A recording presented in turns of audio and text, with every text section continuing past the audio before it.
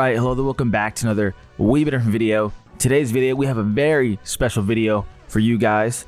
We are going to be doing a presentation of why the Cleveland Cavaliers are a legit and arguably top 3 contending basketball team. Now, I know you hear top 3 and you're thinking, whoa, they're the best seed in the NBA. Bear with me as I'm going to go through a lot. I'm going to share why they're so good, especially in the regular season. I'm going to share a little bit of my concerns heading into playoffs, but all in all, it is going to be a fun video for me to be able to describe a lot of these numbers. And even if you're not the biggest fans of numbers, you can't argue with results. So let's get straight to it. When talking about the Cleveland Cavaliers, of course, you have the big four: Donovan Mitchell, Darius Garland, Evan Mobley, Jared Allen at the center of attention. And to be honest with you, it's obviously deservedly so that way. But how is it that they're able to have these big four and they're able to spread the ball around, have a fast-paced offense, be insanely good at threes? To be honest with you, you see this roster and you're thinking, yeah, it looks good, but what's the biggest difference from last year? And to be honest with you, it's the approach, it's the way that they play. And again, I can't stress this enough, it's the speed at which they play. Their pace is super fast, and the way that they play make heavily revolving around Darius Garland's playmaking as well. But let's get into Darius Garland, Donovan Mitchell, Evan Mobley, Jared Allen. Looking at their stats alone, 21 points per game, 2.6 rebounds, 6.7 assists. You hear 6.7 assists and you're thinking, I thought he's the playmaking guy. I thought he is the assist guy. His playmaking goes far more than just his assist. We'll get a little bit to that soon. Donovan Mitchell, 22.9 points per game, 4.4 rebounds, 4.6 assists. Evan Mobley, again, these are the big four, so I have to say these guys' stats. 19 points, 8.8 rebounds, 3.1 assists. And then finally, Jared Allen, he's averaging 14 and 10 and 1.9 assists. So why is it so important to discuss these guys' stats? Because all of them, every single one, is averaging at least 14 or higher. We're not going to be doing too much film today because there's a lot to cover, but this is a highlight and something that I want to show you of really what just shows a lot of Cleveland basketball right now and the way that they play, which is a lot more selfless than in years past, a lot less iso ball than in years past, and a lot more team play. So looking at this play, Donovan Mitchell going to swing it out to Darius Garland right here. And if you look at Darius Garland, even before he touches the ball, he's looking. So it's slower, but you can see him peeking. Takes a glance right there, and then just a quick, immediate pass by design. Boom. Evan Mobley gets it, swings it out right here to Jared Allen. Boom.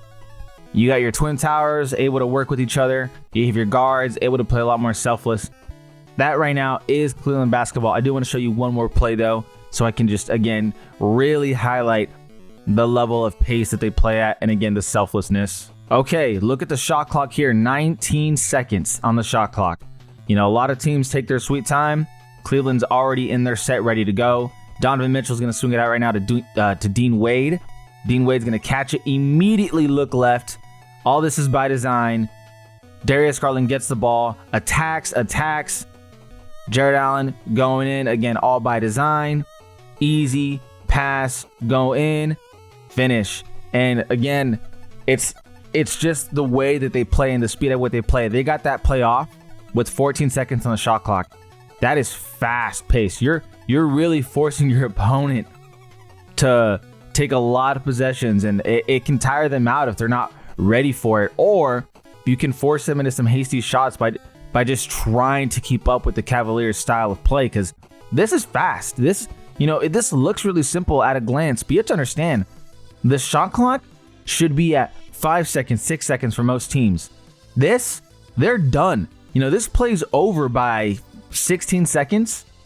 It's just fast paced. It's not something that a lot of teams can keep up with. And again, it can force a lot of people into some really hasty shots by trying to keep up with it.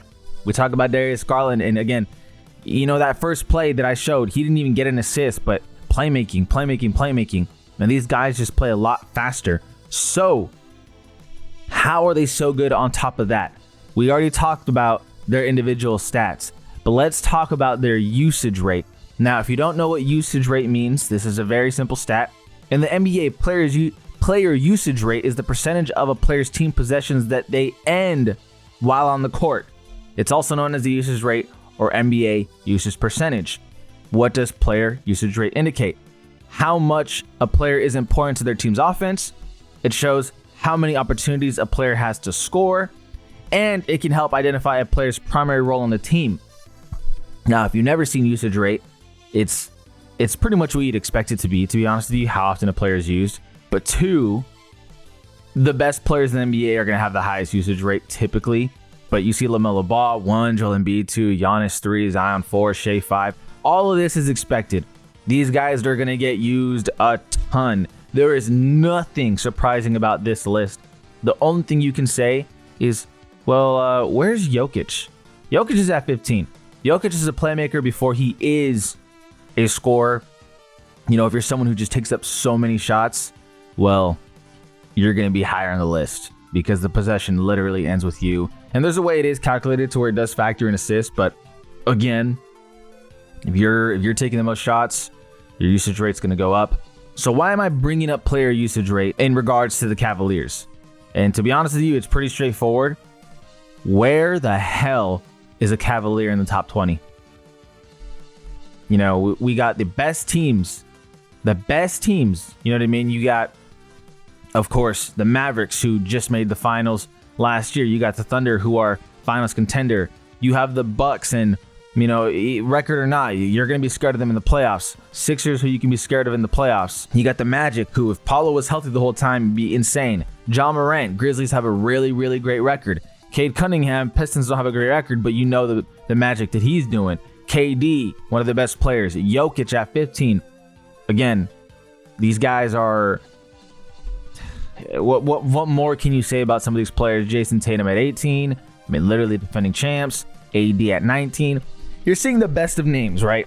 And then there's Cam Thomas at 12, who's just clearly chucking up a shit ton of shots. But my point is, the best teams utilize their best players a lot. Where have you seen Cavs? Boom. Ty Jerome is the first at 22. Now, does that mean Ty Jerome literally is their most used player? No.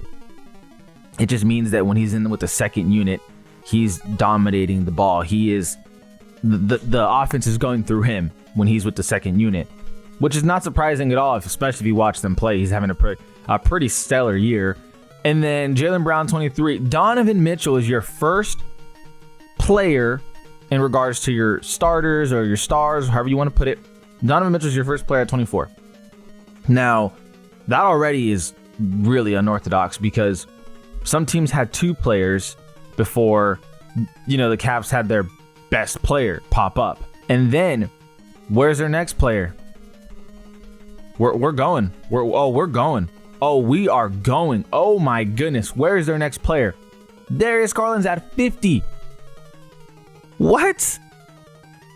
Their second best player is literally 50th in the NBA in terms of usage rate. Now, what does this all mean? Why does this matter? It matters because they're all playing selfless. Darius Garland, Donovan Mitchell, Evan Mobley, Jared Allen, all got to get theirs on top of, and I'm bringing this up because it is important, this team has the 7th best bench scoring unit. 7th best in the NBA. Now, it's not a hot take to say that that is really good. How do they have the 7th best? Guys like Karis LeVert, guys like Ty Jerome, guys like Gorgeous Niang, guys like Max Strus. You mix up selfless play with a team that is number 1 in points per game, with a team that has 5th in pace for the entire NBA. They play super fast. With a team that is number 1 in field goal percentage, with a team that is number 1 in 3-point field goal percentage, with a team in a number 1 of offensive rating, you have the Cleveland Cavaliers. And it goes through these 4. Jared Allen, his usage rating isn't even high. I think it's like 15 or some pretty low number. But his role with the team is to rebound and finish inside. And again, the plays I showed earlier is those design plays for him, finish down low. But he ain't getting the ball to dribble up, to playmake or anything like that. That's not him. He plays within himself. And Donovan Mitchell, again, is your star. He's your superstar player. He's your guy taking the last shot. Darius Garland's more of your playmaker. Offense is going to go through him in terms of when it's not ISO ball to Donovan Mitchell. And then Evan Mobley is your shakeup guy. He's the guy that can finish in the post. He's the guy that can get those physical and ones. He's the guy that can get those mid-range shots. And he's also the guy that play makes more than you'd think he would based off of his size. But again, it's leading to success. It's leading to a lot of success in Cleveland. Now, here's my biggest gripe. You know what I mean? This is why I say I'm not like the most confident in terms of Cleveland taking it all the way. One, your best player is going to be meaning a lot. And what I mean by that, that sounds like, okay, no shit. But let's reflect on the NBA Finals of years past and look at every team's best player. Does Donovan Mitchell meet that threshold of saying, oh yeah, he's as good as this team's best player? What the hell am I on?